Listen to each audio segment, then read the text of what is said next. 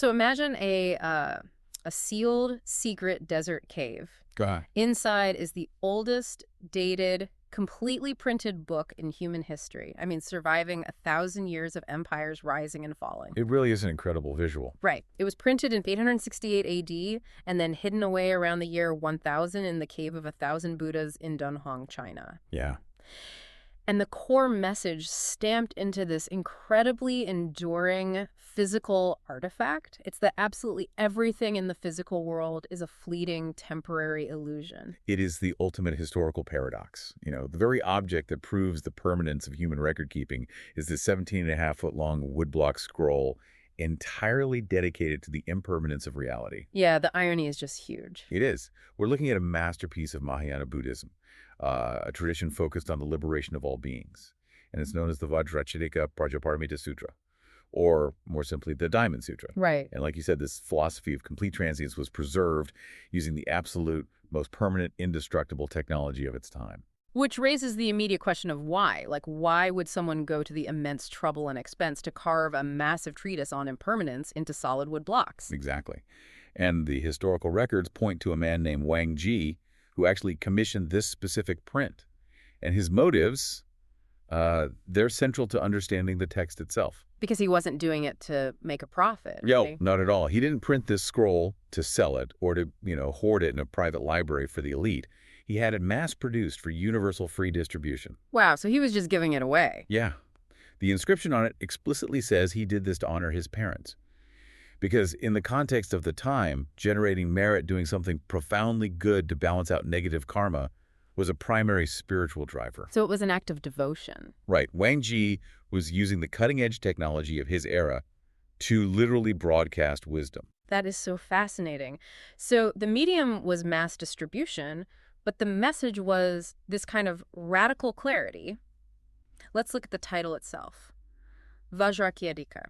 It translates to something that sounds almost, aggressive for a text about absolute peace. It does, yeah. Yeah. The Sanskrit word Vajra translates to both diamond and thunderbolt. Thunderbolt, okay. Yeah, so when we think of the Diamond Sutra, we shouldn't picture a passive, glittering gemstone just sitting behind glass. Like a piece of jewelry. Right, exactly. A Vajra represents an active, indestructible wisdom. It is a diamond that cuts. It's a thunderbolt that strikes.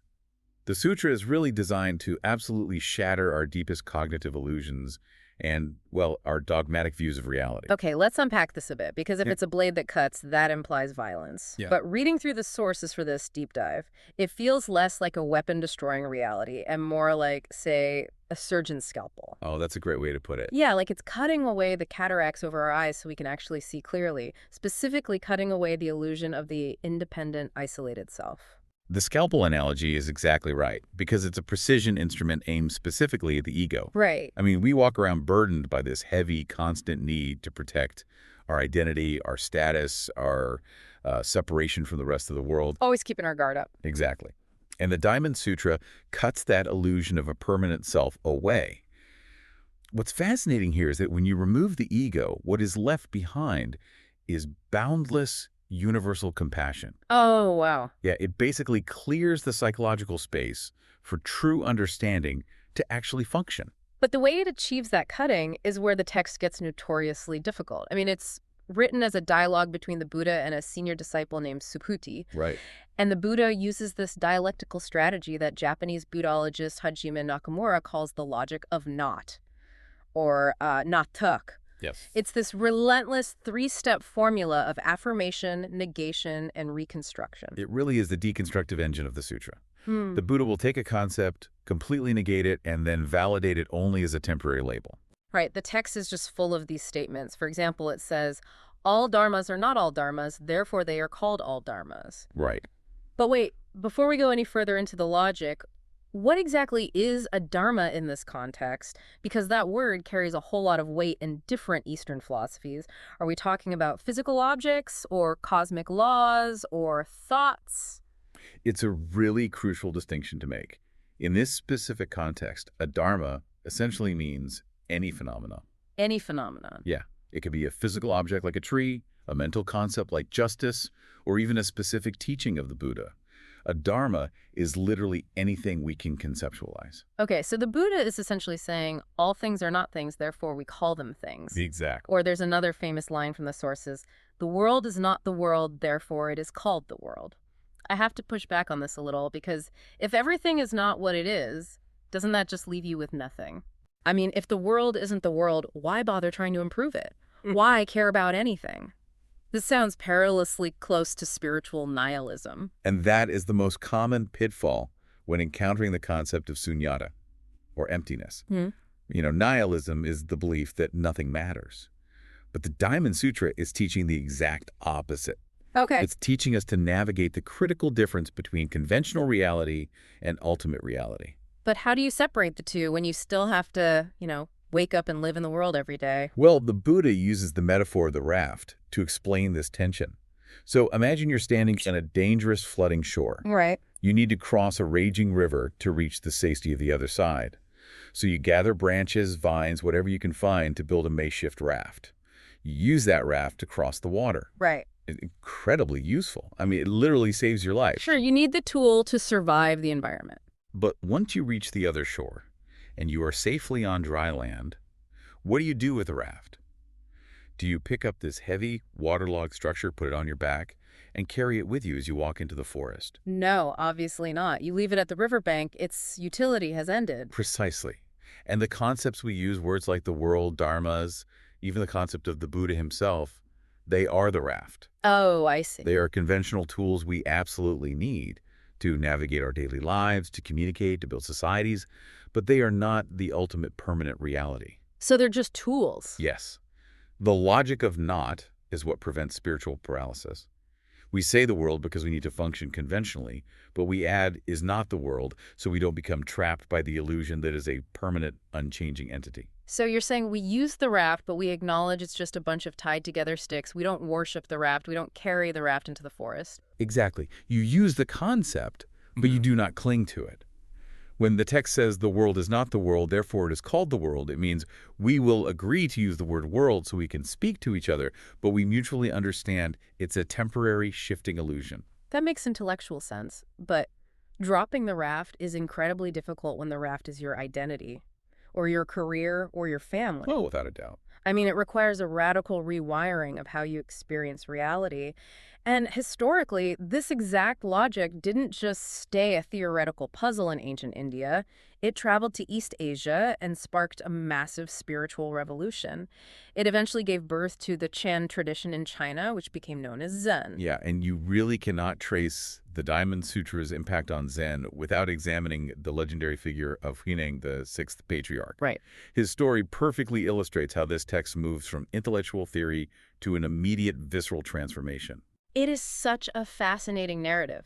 So, we're in 7th century China. Huineng is not a monk, he's not a scholar, he doesn't live in a monastery.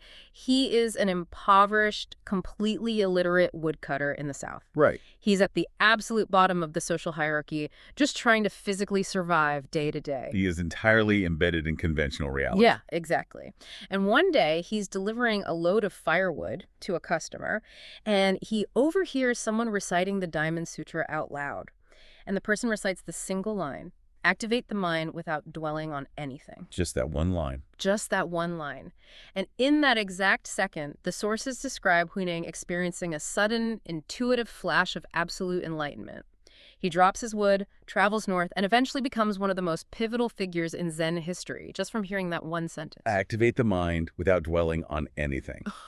It is the entire 6,000-word sutra distilled into a single, breathtaking instruction. That's amazing. And from that realization, Huyen outlined 3 core principles of what became known as formalist practice: no thought, no form, and no attachment. Let's break those down, because they sound like negations again. Does no thought mean walking around with a blank mind like a zombie?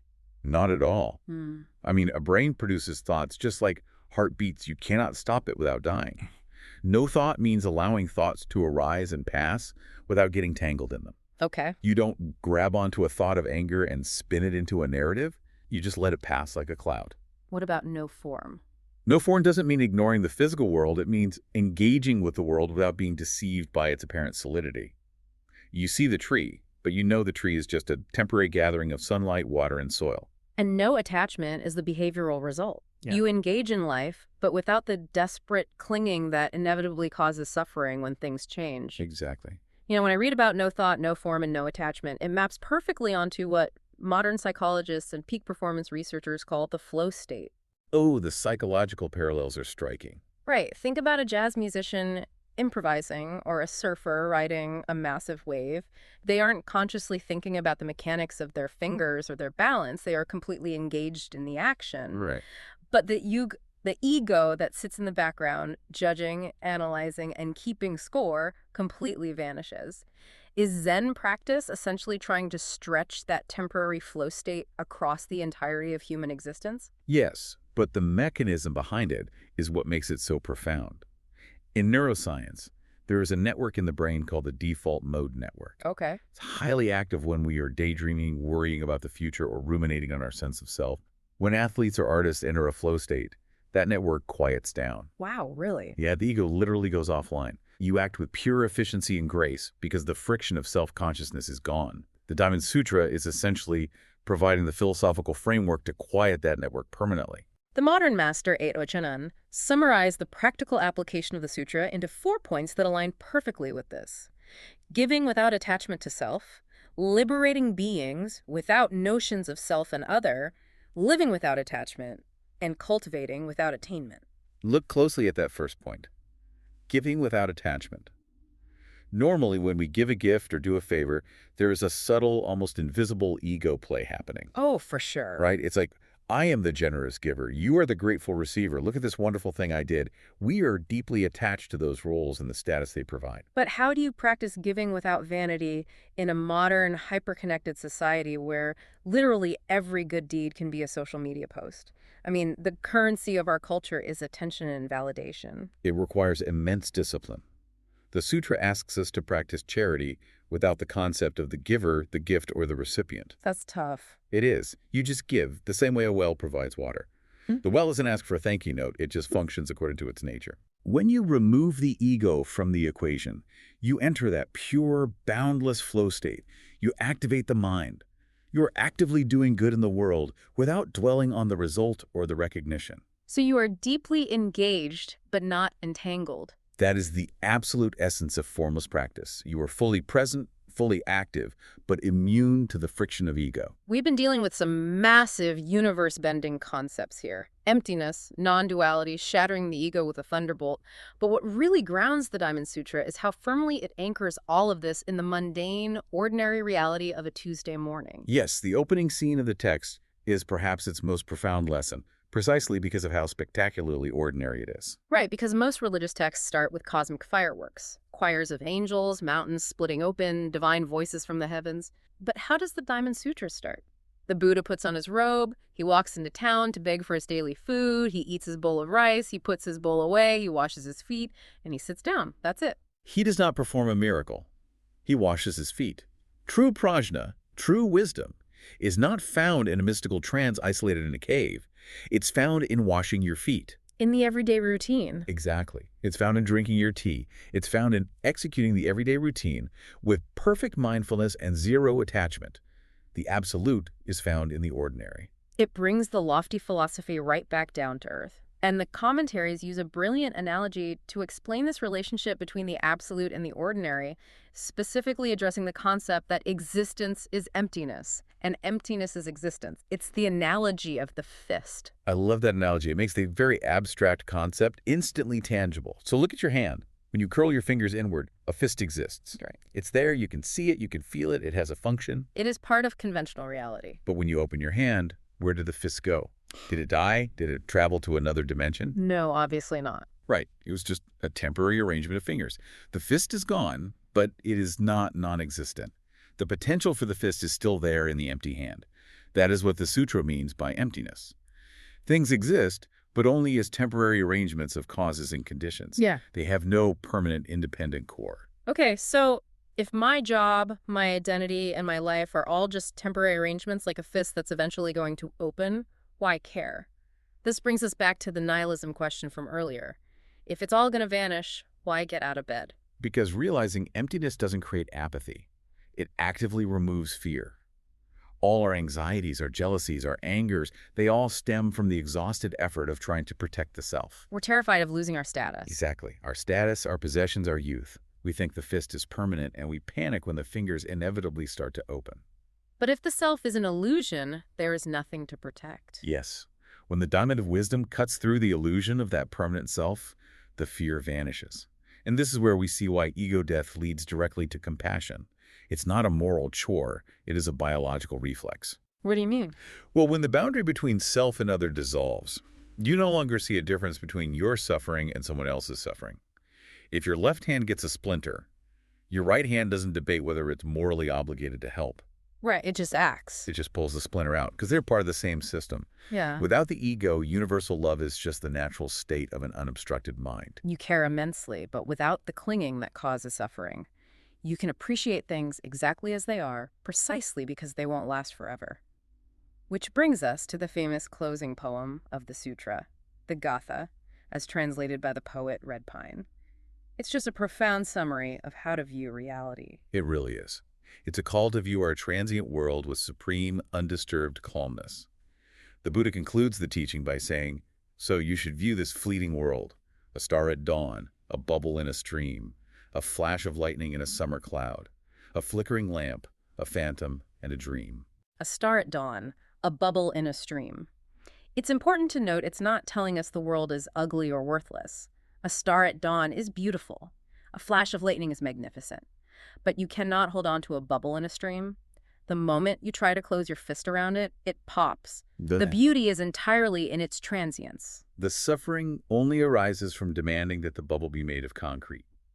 Once you accept it as a bubble, you are free to simply sit by the stream and enjoy the water. That reframes everything. Let's trace the journey we've taken through these sources. We started in a desert cave with a physical object, a woodblock scroll from 868 AD, the ultimate permanent artifact. And inside it, we found a mental diamond designed to cut right through our daily anxieties and our desperate ego attachments. And we examine the logic of not learning how to use the raft of conventional concepts to cross the river of life without stubbornly carrying that heavy raft onto dry land. We looked at how an illiterate woodcutter named Huineng heard a single sentence and realized that by activating the mind without dwelling on anything, we can enter a state of pure, compassionate flow. We wash our feet, we eat our rice, and we engage fully with this fleeting, beautiful, bubble-like world without being crushed by the weight of it. We find absolute serenity in the everyday, understanding that the fist and the open hand are one and the same.